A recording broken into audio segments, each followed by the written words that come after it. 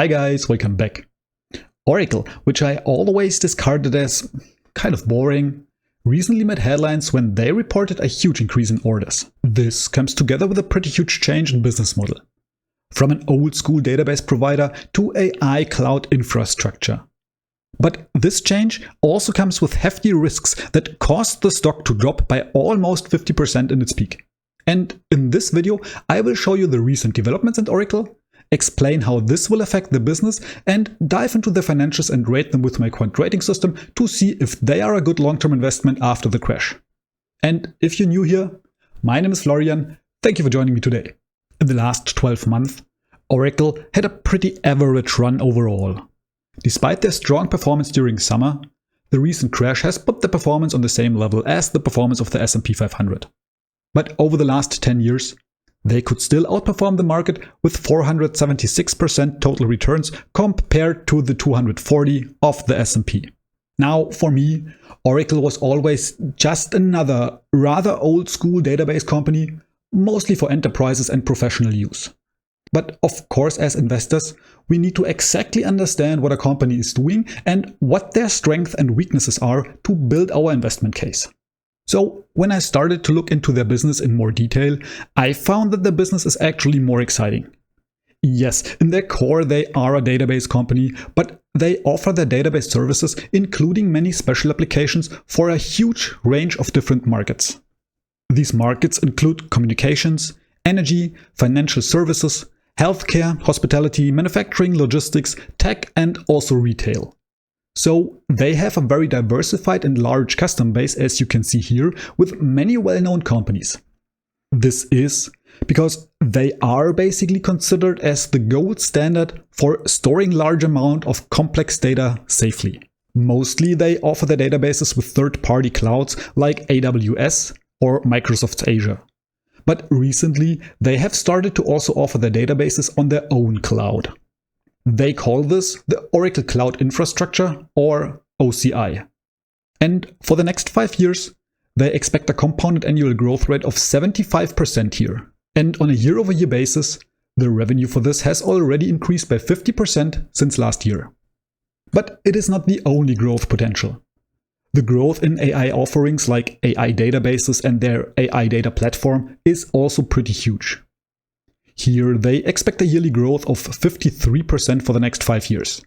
And they follow the same flexible approach as with their cloud here, in that they can enable their customers to use the AI model of their choice directly on top of Oracle's database to easily access and analyze all the already existing data. But the thing is, when we look at the last quarterly earnings that they reported in September, we see that their hardware part, which includes their cloud infrastructure, only makes up 5% of the total revenue right now. And the overall revenue from the AI services is even only 25% of this hardware revenue today. So both of these new segments might be growing quickly, but in the context of the whole company, at least as of today, they only make up a very small portion of the overall revenue. But still, over the next 5 years, Oracle expects to increase their total revenue with a CAGR of 31% and their EPS by 28%. And if this turns out to be correct, it would be quite a huge growth. In their analyst meeting in October, they also showed that they are on a good track here, because they currently have outstanding orders of $455 billion. This is an increase of 359% compared to the year before. Now, this sounds great at first. When we look a bit deeper into the details though, we see that these orders only came from 3 customers, which sounds a bit risky, but I wouldn't say it is a big problem at first. But then the news broke that by far the largest part of these 455 billion, namely 300 billion, only came from 1 customer. And that customer is OpenAI. So by far the biggest part of this order increase came from only 1 customer who has already raised red flags about their investment plans recently. A large part of these 300 billion in investments are also linked to the Stargate project for which Oracle was nominated to build the infrastructure. And unfortunately, this news was only the start of a whole round of additional concerns that arose from this. Because next, there was an internal document from Oracle leaked. This showed that the gross margins of Oracle servers running NVIDIA chips are only 14%. This is less than half of what other cloud infrastructure providers like AWS or Azure are getting. And that is not all, because the document also reveals that these 14% are barely covering the depreciation on the chips. So if NVIDIA would release new chips faster than expected, this could even turn into a loss because the hardware becomes obsolete before it pays for itself. So it looks now as if Oracle could only win this target project by accepting razor-thin margins that are way below what other companies are getting for these services, while at the same time take on huge amounts of debt to finance this growth. And these investments in their infrastructure have only begun. As Bloomberg estimates, they are just at the start of a huge capex cycle that will go on for years. And because these AI data centers are not only expensive to build but also to operate, the operating expenses will also increase significantly. But before we dive deeper into the financials of Oracle and also see how they rank in my quant rating system, let's have a quick look at the market first to understand why they are even doing this. The cloud infrastructure market in general is expected to grow with a CAGR of 17.3% until 2033. This doesn't sound too bad, does it? But when we go back to the estimation of Oracle themselves, they think that they can grow by even 75% in this market. But 75% or more than 4 times the market growth? I don't know. This sounds quite optimistic to me. And when we also think of the low margins they have here, I think it's far from certain that they can also increase their income and profit in the same way, even if they manage to reach this revenue growth. Where they are far stronger is the cloud database and database as a service market. And this market is expected to grow even quicker than the infrastructure market with 22% annual growth. So even if their own estimation seems quite optimistic, they are still operating in a quickly growing market with huge potential. And because Larry Ellison and Trump are good buddies and Ellison seems to have a pretty good standing in Washington right now, Oracle is also involved in the discussion about the future of TikTok in the US. It also helps that Oracle is already providing cloud services for TikTok. There are not so many details public yet, but of course this could be quite a push for the company. Now, if we look a bit deeper into Oracle's financials, we see that in general they could grow their top-line revenue quite nicely over the last years. While it didn't do too much in the decade between 2011 and 2021, since then it has been growing nicely again. But their net income, EPS, and especially the free cash flow doesn't show the same nice and steady growth. The reason for this are the depreciation and capex costs that Oracle has for its cloud infrastructure. And while some costs, especially capex costs, have to be paid today, the revenue from these new data centers will only be realized over the coming years. Unfortunately, this has even pushed the free cash flow into the red. In my rating system, this doesn't give a very good picture. The growth in the last few years, while not bad, has been mediocre at best, with the free cash flow growth being even negative. The only saving grace here is the forecast in EPS and revenue that actually looks pretty good.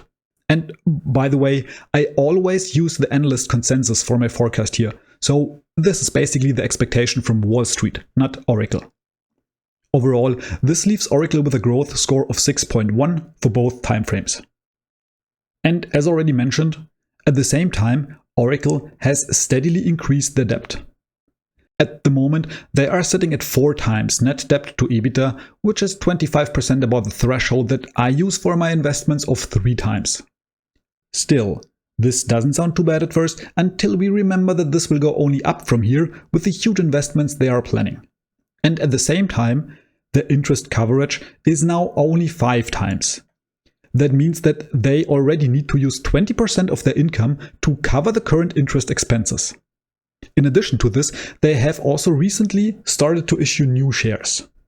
While the share dilution over the last 5 years that I also measure in my rating system is still negative, which means that overall they bought back shares, they have reached their lowest point in 2023 already.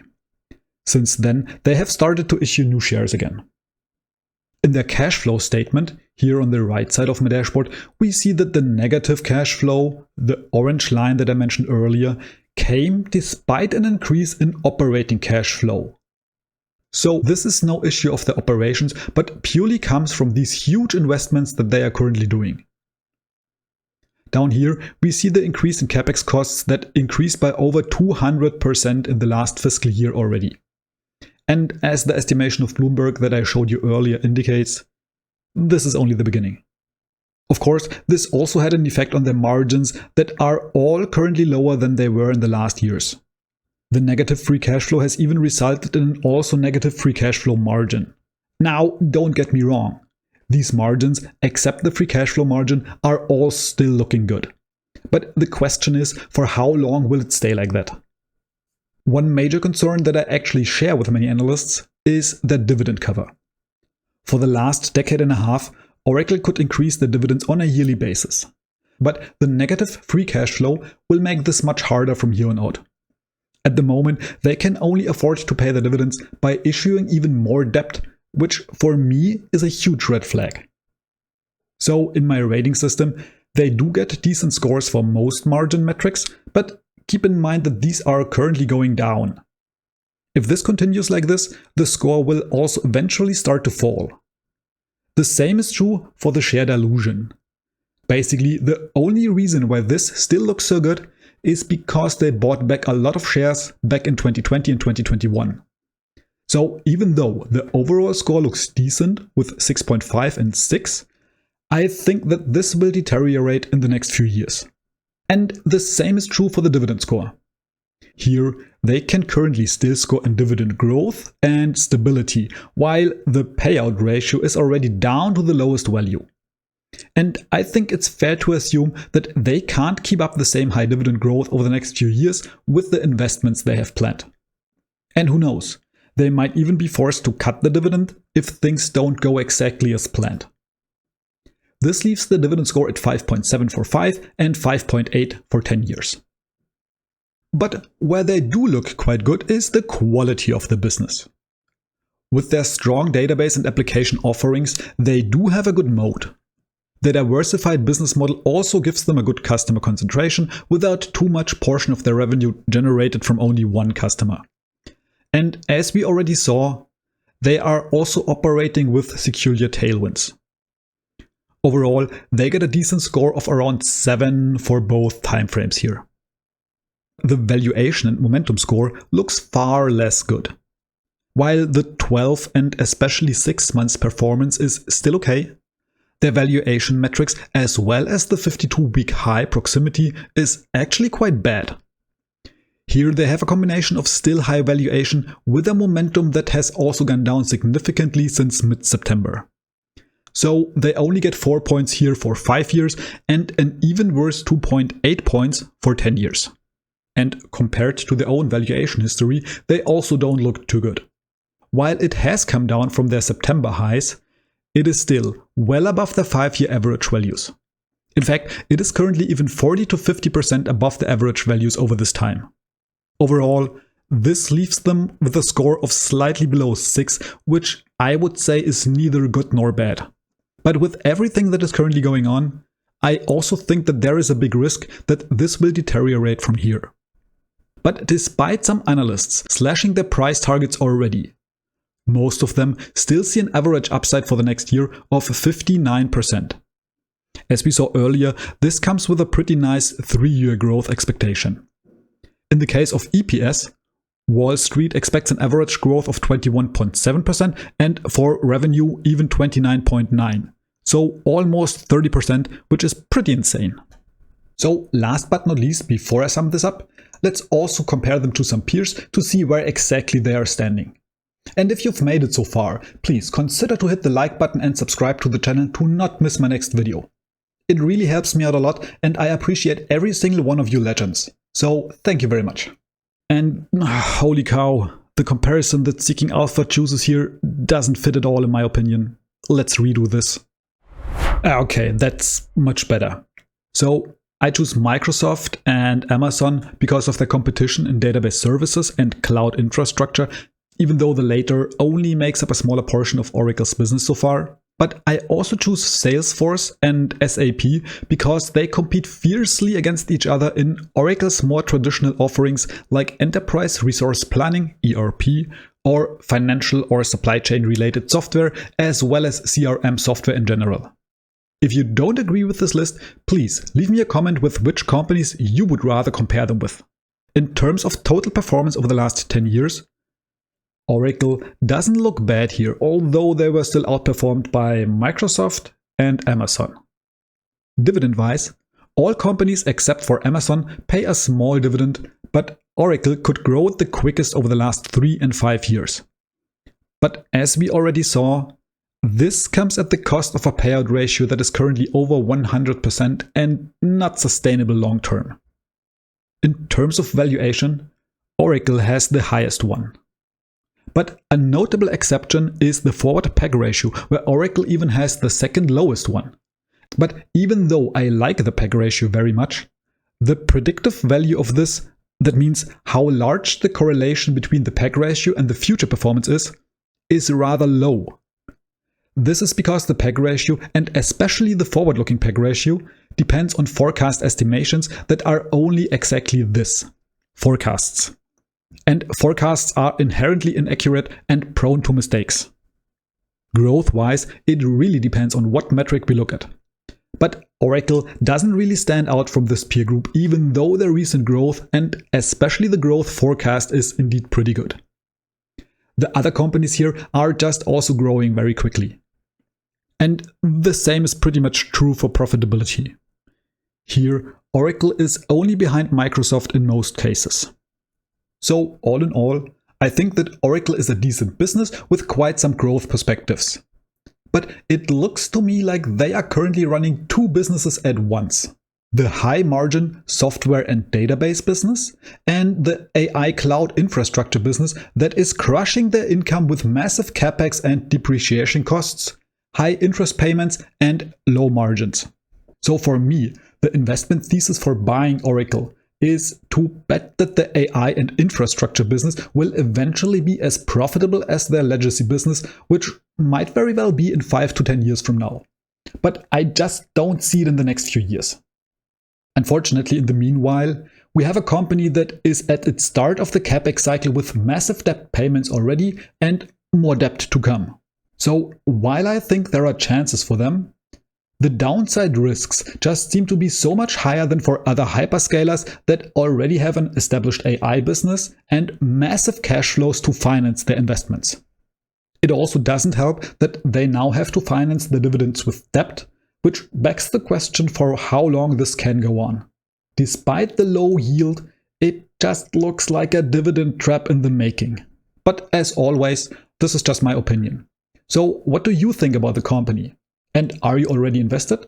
I would be really interested to hear your thoughts down in the comments. And guys, if you're interested in a video about a stock that had 20 times the performance of the S&P in the last 10 years and is currently the top pick in its category from Seeking Alpha's quant system, this video here might be interesting for you. And of course, this is no financial advice. So before investing, please do your own research and only use this video as a starting point for your own analysis. That being said, thank you so much for watching, guys, and see you in the next video.